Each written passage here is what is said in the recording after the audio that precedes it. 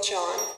I've had a lot of guests who have been a part of black budget programs, special access programs, either in studying remote viewing, meditation, Dean Radin, David Morehouse, Tom Campbell, even, the Monroe Institute. And I know the CIA was there at least partially in some form. What do you take this for?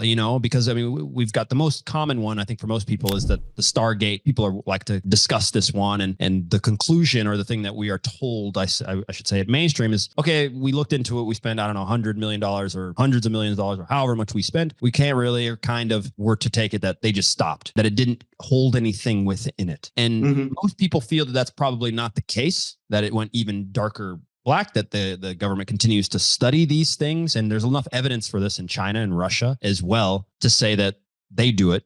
So what do you make of that? Because we just talked about the distance from science and politics, but if there is anything to mind power and mind thought and all these things, they're going to want to find it and use it. I think that Operation Stargate did produce results. The budget was cut in 1995 by Bill Clinton in the wake of a lot of post-Cold War budget cuts. It no longer feels like we're living in a post-Cold War world, but that was the mood and the priorities at that time. I think the budget was about $20 million a year, something like that. Probably, quite frankly, less than we spend on toilet paper at the Pentagon. But in any case, it was cut. Congress appointed a panel to study the success or failure of the program. And I write about this in Daydream Believer. I write about this in Modern Occultism. There was a statistician named Jessica Utts, brilliant woman, who was the president of the American Statistical Association and a professor of statistics at UC Fresno.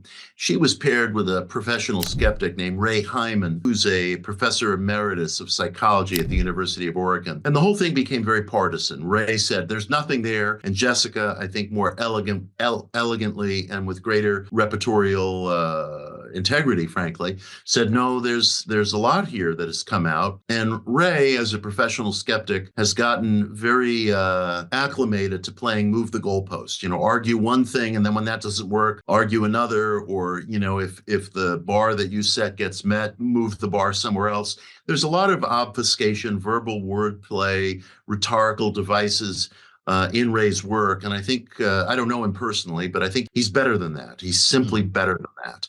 But that's the manner in which a lot of so-called professional skeptics were taught to argue, taught in the wake of mentorship to figures like James Randi, a pseudo-skeptic about whom I have an article, a free article on Medium right now called The Man Who Destroyed Skepticism. That's something all your listeners can check out if they want my point of view on his career and his legacy, more importantly.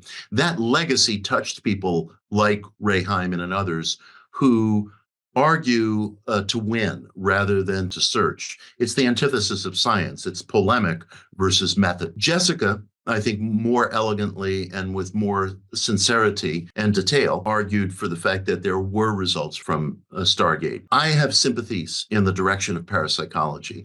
I've written widely about parapsychology, ESP research, remote viewing, PK, psychokinesis, and so on. There's data there that is replicable, bulletproof, and has been replicated for decades, although you'll read on Wikipedia that there's been no replication. That's an unfortunate byproduct of crowdsourcing, of the fact that people who think in materialist terms have taken an activist approach to Wiki and spiked a lot of the articles on parapsychology. I read about that in this piece, The Man Who Destroyed Skepticism. So there's a heck of a lot to unpack there. I'm sorry that Stargate lost its funding. I think it was unfortunate. I think it was an important area of research. There were results. Having spoken to people who were part of the program, again, I don't have any evidence that it's continued as a black op. I have been told by at least one scientist involved with Stargate that at least as recently as the war in Chechnya, and maybe still today, the Russian military is continuing to use remote viewing in its espionage arsenal. And the way it tends to work is that, and I think this is probably true for all the military powers, let's say you're trying to get intel on your enemy. There might be 5 different channels of that intel. One might be double agents on the other side who are feeding you stuff. One might be satellite imagery.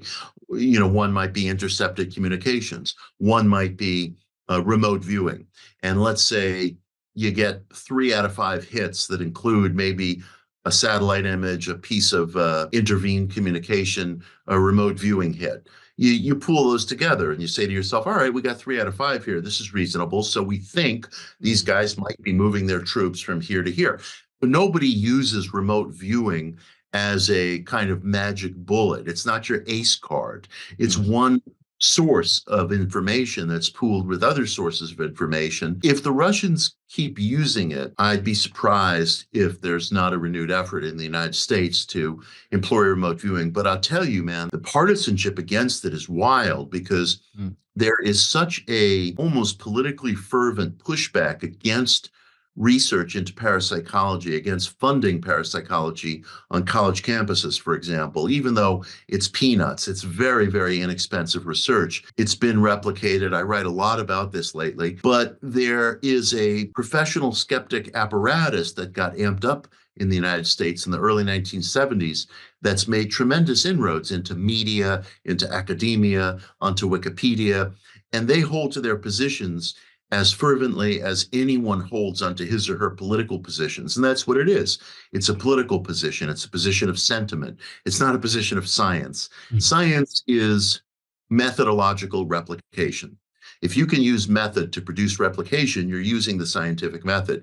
Science is not digging in my heels for a certain point of view and arguing for it even beyond the evidence that's available to me, or disavowing by rhetorical flourish or rhetorical device real evidence that does exist, or repeating over and over, there's not a shred of evidence, which just becomes a slogan, but it's a slogan without a foundation, because we have reams of bulletproof, replicable evidence. And I footnote this stuff in my books. It's appeared in mainstream psychological journals, including the flagship journal of the American Psychological Association. There's a psychologist, clinical psychologist named 𝗪𝗪𝗪𝗀𝗪, who wrote a wonderful article in the flagship journal of the APA. This was in 2018, reviewing generations of parapsychological data, crunching the numbers, and coming up with absolute statistical confirmation that we as a human community, we as a scientific community, have been finding replicable statistical results in clinically stringent atmospheres with unpolluted, uncorrupted data for some extra-physical element to mind. It's as real as the words I'm speaking right now. And it just calls for research, inexpensive research. We need a dialing back of the politics around it. That may not happen in our generation, but I'm hopeful at some point it will happen. At some point, breakthroughs make themselves felt, and it can happen suddenly or it can happen gradually. But the skeptics apparatus has set back our progress by at least a generation.